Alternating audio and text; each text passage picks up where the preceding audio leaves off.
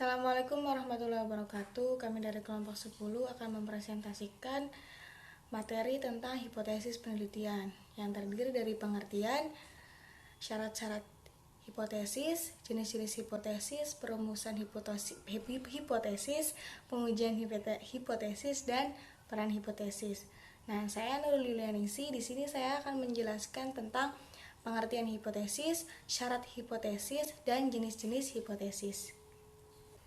Nah, yang pertama, pengertian hipotesis. Hipotesis itu berasal dari penggalan dua kata, yaitu hipo dan tesa, yang artinya kebenaran. Nah, cara menulisnya itu sesuai dengan KBBI, yaitu hipotesa dan menjadi hipotesis. Nah, apabila peneliti itu sudah mendalami permasalahannya dengan seksama, kemudian peneliti tersebut menetapkan anggapan dasar, lalu membuat teori sementara untuk diuji kebenarannya. Nah, itu yang dinamakan hipotesis. Hipotesis itu dugaan sementara. Kemudian syarat-syarat hipotesis. Yang pertama, hipotesis harus dirumuskan secara singkat dan jelas. Yang kedua, hipotesis itu harus secara nyata menunjukkan adanya hubungan antara dua variabel atau lebih. Nah, yang terakhir, hipotesis itu harus didukung oleh teori-teori yang dikemukakan oleh para ahli atau hasil penelitian yang relevan. Nah, kita beranjak ke jenis-jenis hipotesis. Hipotesis yang pertama itu hipotesis kerja atau hipotesis alternatif yang bisa disingkat dengan HA. Hipotesis kerja ini menyatakan adanya hubungan antara variabel X dan variabel Y, atau adanya perbedaan antara dua kelompok. Kemudian jenis-jenis hipotesis yang kedua yaitu hipotesis nol atau null hipotesis yang disingkat dengan HO. Nah, hipotesis ini menyatakan tidak adanya perbedaan antara dua variabel, atau hipotesis ini biasa disebut dengan hipotesis statistik karena biasa digunakan untuk penelitian yang bersifat statistik yang perlu diuji dalam perhitungan statistik. Nah, sekian dari saya. Selanjutnya akan dijelaskan oleh saudari Sahril, yaitu tentang perumusan hipotesis, pengujian hipotesis, dan peran hipotesis. Terima kasih.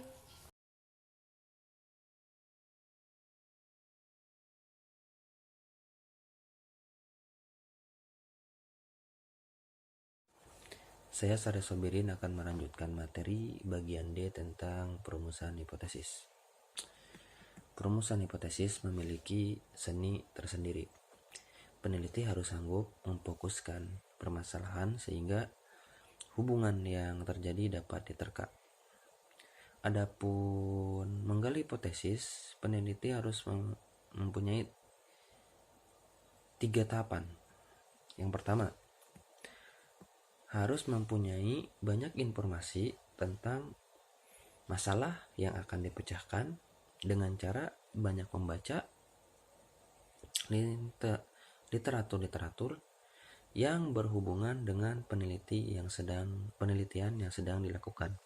Terus yang keduanya itu mampu untuk memeriksa keterangan tentang tempat, objek, serta hal yang berhubungan satu sama lain dengan permasalahan yang sedang diselidiki tersebut. Terus yang ketiganya itu mampu untuk menghubungkan suatu keadaan dengan keadaan yang lain yang sesuai dengan kerangka teori dan bidang yang bersangkutan. Adapun menurut Indrianto dan Supomo,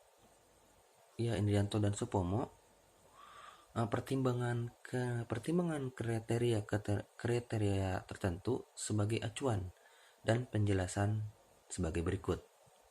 Yang pertama, berupa pertanyaan yang mengarah kepada tujuan penelitian. Jadi tujuan penelitian memecahkan masalah untuk menjawab pertanyaan penelitian hipotesis dan merupakan jawaban rasional yang dari konsep-konsep teori yang sudah ada.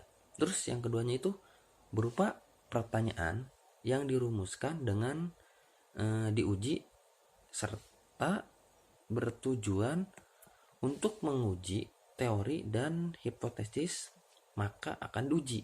Jadi hipotesis harus menyatakan secara jelas seperti itu. Terus yang ketiganya itu berupa pertanyaan yang dikembangkan berdasarkan teori-teori kuat jika dibandingkan dengan teori lawan. Jadi hipotesis yang berkembang oleh peneliti harus mempunyai dukungan landasan teoritis yang lebih kuat seperti itu. Terus bagian E itu tentang pengujian hipotesis. Jadi Donald R. Menguji hipotesis itu peneliti harus memiliki 3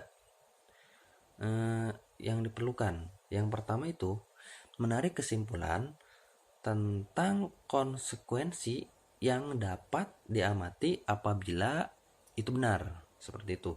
Terus yang keduanya itu memiliki metode atau penelitian yang akan memungkinkan pengamat